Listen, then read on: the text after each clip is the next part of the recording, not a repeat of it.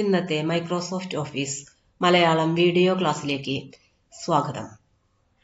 ഇന്ന് നമുക്ക് വേഡില് ഒരു പിക്ചർ എടുത്തിട്ടതിന് ശേഷം അതെങ്ങനെയാണ് ടെക്സ്റ്റ് റാപ്പിംഗ് ചെയ്യുന്നതെന്ന് നോക്കാം.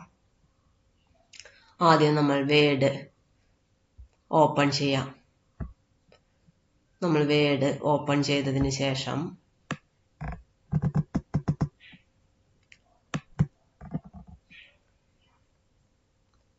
നമ്മൾ ഡാറ്റ ടൈപ്പ് ചെയ്ത് വെച്ചിട്ടുണ്ടായിരിക്കണം. നമ്മളൊരു പിക്ചർ ഇൻസേർട്ടിൽ പോയിട്ട് ഇൻസേർട്ട് ചെയ്ത് വെച്ചിട്ടുണ്ടായിരിക്കണം. എന്നിട്ട് ആ പിക്ചറിനെ നമ്മൾ സെലക്ട് ചെയ്യാം. പിക്ചറിനെ സെലക്ട് ചെയ്തതിന് ശേഷം പിക്ചർ ടൂൾസിലെ ഫോർമാറ്റ് ഓപ്ഷൻസ് എടുക്കുക. ഫോർമാറ്റ് ഓപ്ഷൻ എടുക്കുക.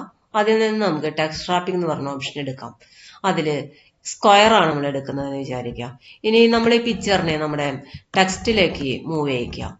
അപ്പോൾ നമ്മുടെ ടെക്സ്റ്റ് രണ്ട് സൈഡിലേക്കും സ്ക്വയർ ആയിട്ട് മൂവ് ചെയ്യുന്നത് നമുക്ക് കാണാനായിട്ട് പറ്റും.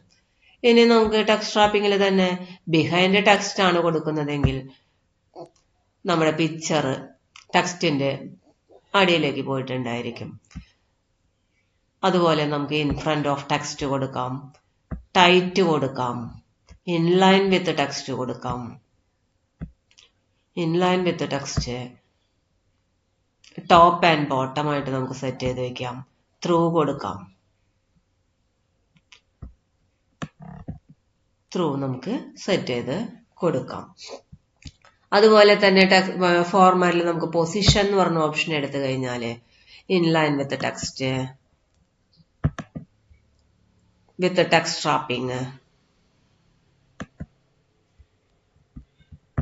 ഇതിലെ നമുക്ക് കൊടുത്തിട്ടുള്ള ടെക്സ്റ്റ് റാപ്പിംഗ് ഓപ്ഷൻസ് എല്ലാം സെറ്റ് ചെയ്ത് നമുക്ക് കൊടുക്കാം.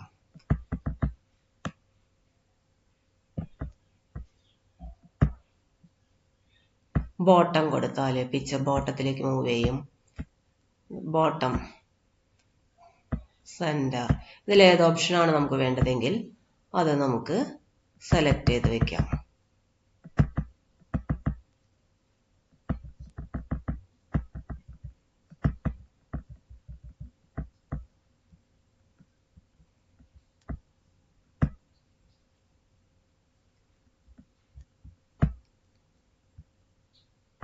നമ്മുടെ പിക്ചറിനെ എവിടെയാണെങ്കിലും നമുക്ക് എടുത്ത് മാറ്റി വെക്കാം. ഇനി പിക്ചറിന് നമുക്ക് ബോർഡറിന് വെയിറ്റ് ഒക്കെ നമുക്ക് ഇട്ട് കൊടുക്കണമെന്ന് വെച്ചിട്ടുണ്ടെങ്കിൽ ബോർഡർ ലൈൻ വെയിറ്റ് നമുക്ക് ഇട്ട് കൊടുക്കാം. നമുക്കിപ്പോ പിക്ചറിന്റെ റൗണ്ട് ഷേപ്പിലേക്കൊക്കെ ആണെന്നുണ്ടെങ്കിൽ റൗണ്ട് ഷേപ്പിൽ ഇട്ട് കൊടുക്കാം. ബോർഡറിന്റെ ലൈനിന്റെ നമ്മൾ കളർ നമുക്ക് സെറ്റ് ചെയ്ത് കൊടുക്കാം. ഇനി ബ്രൈറ്റ്നെസ് ഒക്കെ നമുക്ക് വേണമെങ്കിൽ ഇൻക്രീസ് ചെയ്തും ഡിക്രീസ് ചെയ്തൊക്കെ നമുക്ക് കൊടുക്കാം. ബ്രൈറ്റ്നെസ്സിൽ ക്ലിക്ക് ചെയ്തിട്ട് ബ്രൈറ്റ്നെസ് ഡിക്രീസ് ചെയ്ത് കൊടുക്കാം. അതുപോലെ തന്നെ കോൺട്രാസ്റ്റ് ഇൻക്രീസ് ചെയ്തും ഡിക്രീസ് ചെയ്തൊക്കെ നമുക്ക് കൊടുക്കാം. ഇനി റീകളർ ചെയ്യണമെങ്കിൽ നമുക്ക് ഇതിൽ നിന്ന് ഓപ്ഷൻസ് ഏതാണ് റീകളർ ചെയ്യേണ്ടത്, ഡാർക്ക് വേരിയേഷൻ എടുക്കാം, ലൈറ്റ് വേരിയേഷൻ നമുക്ക് എടുക്കാം. കളറിനെ നമുക്ക് റീകളർ ചെയ്ത് നമുക്ക് കൊടുക്കാം. ഇനി നമുക്ക് പിക്ചർ ചേഞ്ച് ചെയ്യണമെങ്കിൽ ചേഞ്ച് പിക്ചർ എടുത്തിട്ട് വേറെ ഏതെങ്കിലും പിക്ചർ നമുക്ക് എടുത്ത് ഇടാം. നമുക്ക് വേറെ ഏതെങ്കിലും പിക്ചർ എടുത്ത് ഇൻസേർട്ട് ചെയ്യാം. റീസെറ്റ് പിക്ചർ കൊടുത്തു കഴിഞ്ഞാൽ നമ്മുടെ പിക്ചറിനെ റീസെറ്റ് ചെയ്യാനായിട്ട് പറ്റും. പഴയ പിക്ചറിന്റെ സൈസിലേക്കും വിഡ്ത്തിലേക്കും അപ്പോൾ വന്നിട്ടുണ്ടായിരിക്കും. വലിയൊരു പിക്ചറാണ് അത്. ഇവിടെ നമുക്ക് ഹൈറ്റ് നമുക്ക് വേണമെങ്കിൽ അഡ്ജസ്റ്റ് ചെയ്തിട്ട് കൊടുക്കാം.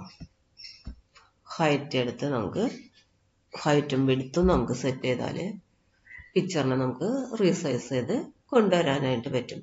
പിക്ചറിന്റെ ടൂൾസ് നമ്മൾ നോക്കി പിക്ചർ ടൂൾസ് ആക്റ്റീവ് ആവണമെങ്കിൽ പിക്ചർ സെലക്ട് ചെയ്താൽ മാത്രമാണ് പിക്ചറിന്റെ ടൂൾസ് ആക്റ്റീവ് ആവുള്ളൂ. പിക്ചർ ടൂൾസ് ആക്റ്റീവ് ആയിട്ടുണ്ടെങ്കിൽ നമുക്ക് ഫോർമാറ്റിൽ പോയിട്ട് പിക്ചറിന് ഫോർമാറ്റിംഗ് ഒക്കെ കളർ ചേഞ്ച് ചെയ്യല്, ടെക്സ്റ്റ് റാപ്പിംഗ് ചെയ്യല്, പൊസിഷൻ ചേഞ്ച് ചെയ്യല്, ക്രോപ്പ് ചെയ്യുക, ഇങ്ങനെയുള്ള കാര്യങ്ങളൊക്കെ നമുക്ക് പിക്ചറിന്റെ ടൂൾ ബാർ വഴിയാണ് ചെയ്യാനും കഴിയുക. ഇന്നത്തെ ക്ലാസ് നമുക്ക് നിർത്താം. അടുത്ത ക്ലാസ് നമുക്ക് ഇൻസേർട്ടിൽ തന്നെ ഷേപ്സ് എങ്ങനെയാണ് ഇൻസേർട്ട് ചെയ്യുക എന്നുള്ള ക്ലാസ്സിലേക്ക് നമുക്ക് അടുത്ത ക്ലാസ്സിൽ പറയാം.